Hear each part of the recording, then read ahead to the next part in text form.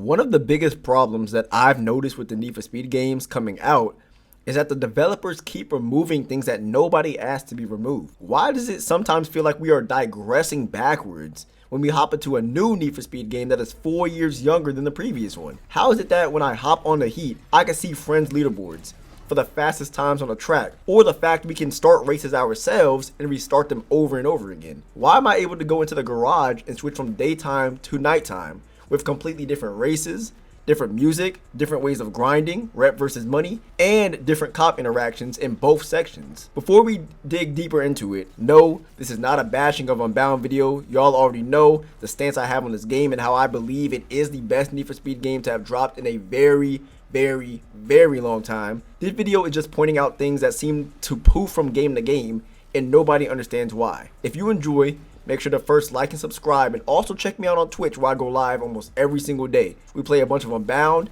and I've gotten into older Need for Speed games as well as other racing games like Crew Motorfest and Forza. So if you think you would like it, come on by and tune in. Every game wants to have their own identity, and that can still happen. But when you remove quality of life features for no reason, it just doesn't make a lot of sense to me. Now, for things like missing rims and body kits, I can kind of understand because those do require licenses, and maybe EA was feeling cheaper than usual and decided not to renew those for a second game. But what about the garage and Heat, where you could see other cars you have with their stats and their wraps? The garage we have now is slow and buggy, especially when trying to change between categories and selections. Don't even get me started on the buying and selling section. Sometimes it feels like my game is going to blow up my PS5. On a quick side note though, speaking of selling and buying cars, remember when we could drive to the car dealership and buy cars that way in Heat? It was a crazy feeling when you finally saved up enough money and you drove to the car dealership in a starter car and drove back out with a Ferrari. That's the feeling we need back. Who told Criterion to withhold these features for the next game? Why does Unbound lack so much in the quality of life department? In Heat, you were able to play with a total of 7 players, including yourself. Who told Criterion that we didn't like this? Or who told them to remove it and make it so that we can only party up with 3 others? The fact that we have a dedicated mod community to put features in the game that have already been in previous Need for Speed titles is ludicrous. The biggest one I have on the list is the fact that single player and multiplayer are not synced in Unbound. Why was this decision made, and who told them it was a good one? In Heat, everything was synced up and there were no problems. For anyone who is confused on what this means, it means that is the reason why you grind $5 million on single player and don't have $5 million on multiplayer. Think of both game modes being in completely separate dimensions, but in Heat, they were in the same dimension and you could actually do things either online with friends or you could just solo grind. Literally the perfect combination for those who like single player but aren't too fond of multiplayer, and those who were the opposite. If your friend wanted to play with you, you would still have all your stuff and it wouldn't be like you just bought the game simply because you didn't want to touch multiplayer. A lot of people more than likely stopped playing the game because they were just not interested in doing the grind twice. Imagine if you spent hours on end grinding money and upgrading cars in single player only to realize nothing transfers over. Sure, you can get your story mode cars, but the other cars and all your money stays behind. One of the best features was being able to swap your car parts on the go outside of the garage. You could swap tires, engine parts, really anything in order to make sure you performed ideally in whatever race you wanted to be in. Is this in Unbound? No.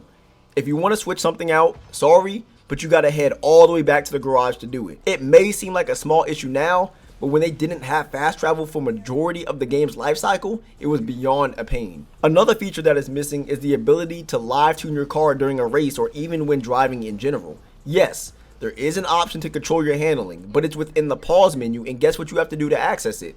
You guessed it, pause the game. This live tuning gave racers a great sense of pure control over their car and enabled racers to either have less grip or more grip around corners while also having the ideal speed and best lines. This one right here is for all my people that love to customize cars.